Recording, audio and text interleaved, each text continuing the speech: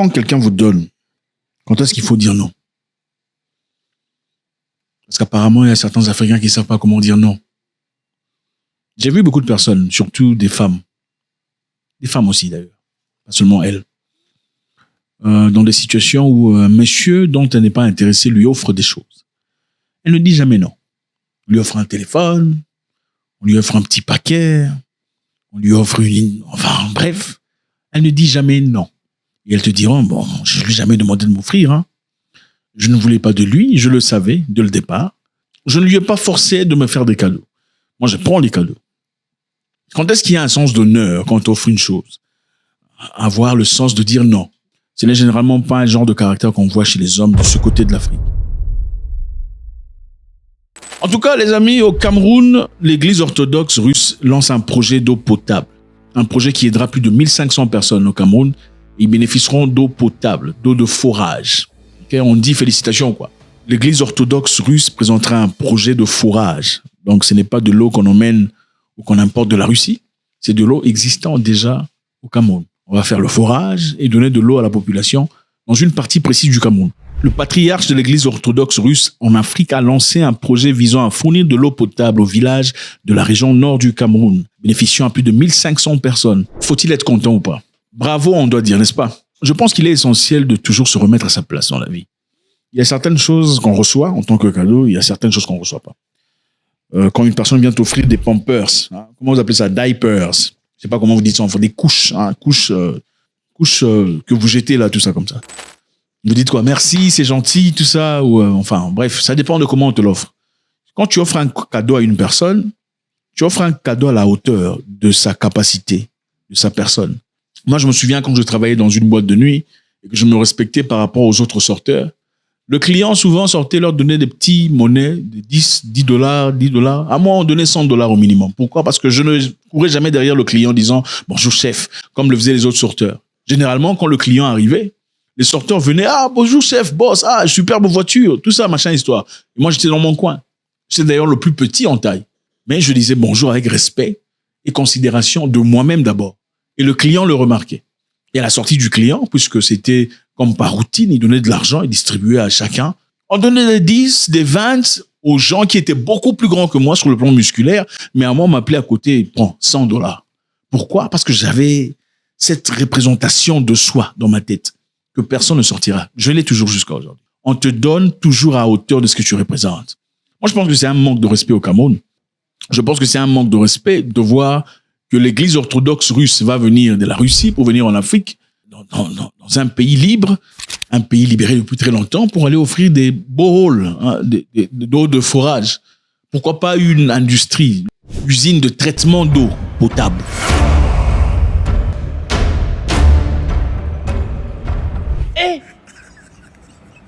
Aujourd'hui aussi, c'est un autre jour. Ça, c'est ce que les Russes offriraient aux Norvégiens, n'est-ce pas?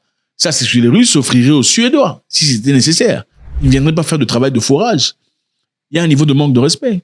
Bon, voyons le Cameroun. Au Cameroun, il y a un président, le président qui y est depuis 1982. Il a 92 ans.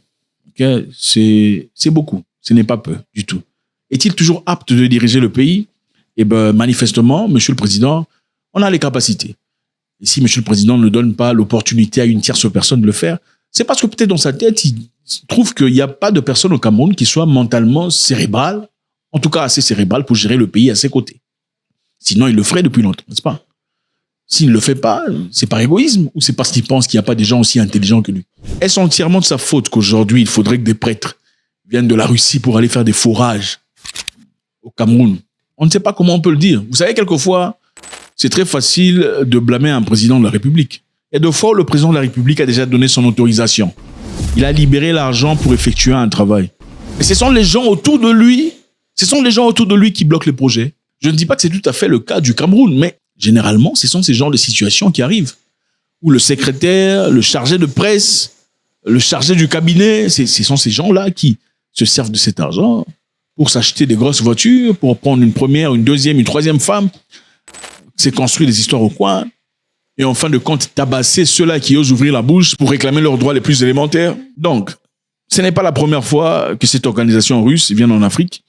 Ils sont aussi allés au Malawi en début janvier où 1650 familles au Malawi ont reçu une aide humanitaire de l'église orthodoxe russe. Donc, les orthodoxes russes font leur travail. Bon, le Malawi, on pourrait comprendre, c'est un pays pauvre. Okay? Le Malawi a beaucoup de difficultés. Le Malawi, d'ailleurs, récemment, avait besoin d'envoyer leurs enfants en Israël pour aller travailler dans les fermes. Pourquoi en Israël? Parce qu'en Israël, quand la guerre a commencé contre Gaza, beaucoup de gens ont quitté, beaucoup de travailleurs européens et autres ont quitté. Alors, ils avaient besoin d'un main-d'œuvre moins cher. On a pris des jeunes du Malawi pour aller travailler là-bas. Le gouvernement israélien a payé quelques millions au gouvernement malawite pour envoyer des enfants. Bon, malheureusement, ces enfants ont eu quelques difficultés parce qu'on leur disait l'argent qu'on est censé vous payer, il faut encore retirer un pourcentage. De ce pourcentage, on va vous payer votre loyer là-bas. C'est quand même fou et maléfique. Comment ça se fait, je trouve un travail dans un pays étranger et on me dit l'argent de mon loyer sera aussi soustrait de l'argent dont je suis censé recevoir. C'était absolument faux. Pourquoi? Parce que, naturellement, si ce n'est pas toi qu'on paye directement en tant qu'Africain, si on paye une autre personne pour te payer, il y a de fortes chances que tu ne voies pas la totalité de l'argent. C'est la même chose. Un président pourrait dire il y a l'argent, allez construire, allez bâtir, allez améliorer. Un secrétaire, un directeur, un machin, histoire peut bloquer le projet ou seulement vous montrer 30% de l'argent. C'est ça la réalité. Faut-il une nouvelle tête au Cameroun? Point d'interrogation, c'est à vous de répondre. S'il faut une nouvelle tête au Cameroun, apparemment, il n'en faut pas parce que les Camerounais ne se plaignent pas. Pour beaucoup de Camerounais, le Cameroun, c'est merveilleux. Il y a même beaucoup de Camerounais quand ils vont en Côte d'Ivoire. Après avoir été en Côte d'Ivoire, reçu et accepté tout le bazar, on commence à critiquer la Côte d'Ivoire. Ah, la Côte d'Ivoire, c'est ci. Ah, vous voyez ça très souvent. Je ne raconte pas des bobards, vous le savez. Sinon, si tout va bien au Cameroun, dans ce cas, M. Biya doit rester au pouvoir. Ah oui, n'est-ce pas? On ne peut pas se plaindre et vouloir le tout à la fois. On ne peut pas avoir le beurre et l'argent du beurre. Soit le Cameroun va très mal, alors là, on peut se donner le droit de dire M. Biya a un problème. Ou bien le Cameroun va bien, alors il faut acclamer M. Biya parce qu'il fait un travail très intéressant et vous permet d'avoir Internet et de discuter et de parler ouvertement. Sans M. Biya, il n'y aurait pas Internet au Cameroun. Sans M. Biya, vous n'aurez pas le pouvoir d'aller insulter les jeunes musiciens. C'est comment le jeune musicien ivoirien qu'on a insulté là? C'est M. Biya qui permet à ce qu'il y ait de l'Internet. C'est M. Biya qui permet qu'il y ait le courant. C'est grâce à M. Biya qu'il n'y a pas de... Oh non, pas... il y a des routes. Enfin, bref. Donc, voilà une entreprise russe religieuse. Est-ce que les entreprises religieuses camerounaises ne peuvent pas faire des forages pour les Camerounais? Moi, personnellement, je trouve que c'est quand même dégradant. Okay? Il y a des cadeaux que je ne reçois pas. Si tu as de l'argent et que tu me donnes un cadeau, comme ça, je ne prendrai pas. Si tu n'as rien, là, même l'allumette, je prendrai. Mais si tu as un niveau, je ne peux pas accepter ce genre de bêtises. Et maintenant, on va en Algérie.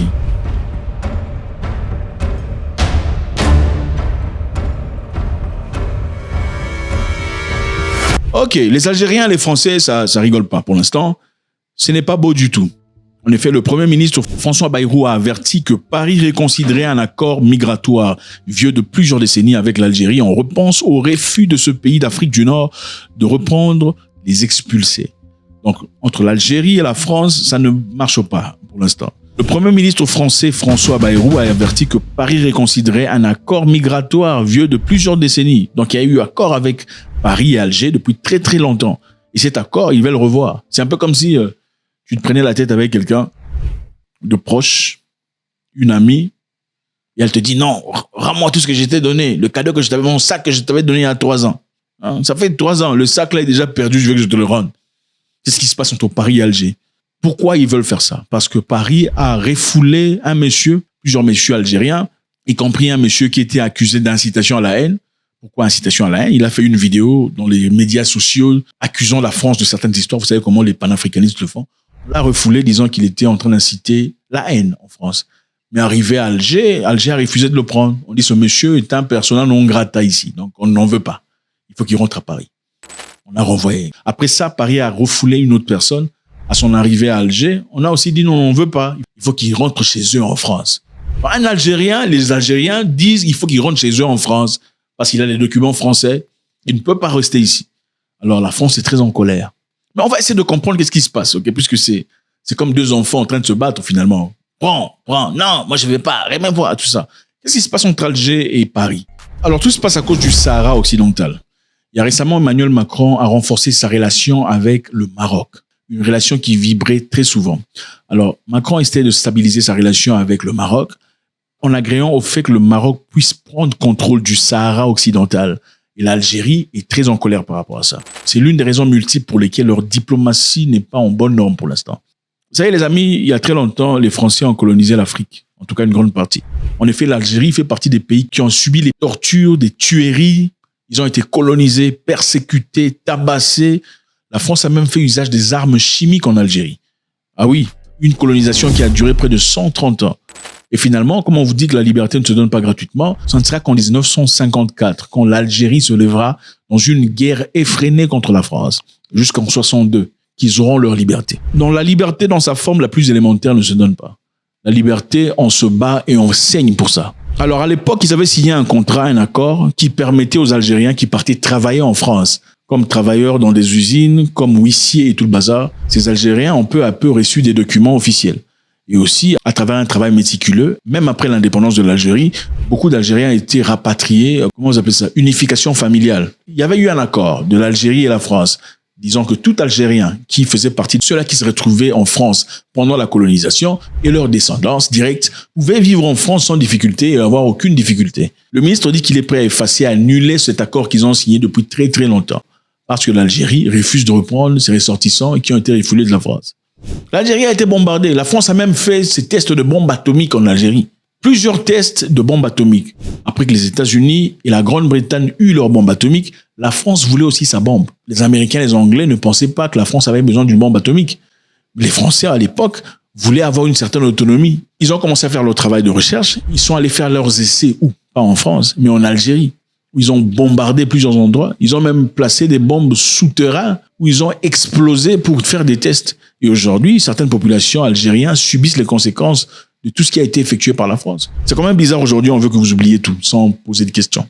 On dit qu'il y a un sentiment anti-français. Comment peut-il y avoir un sentiment anti-français avec tout ce que vous avez déjà fait dans le passé?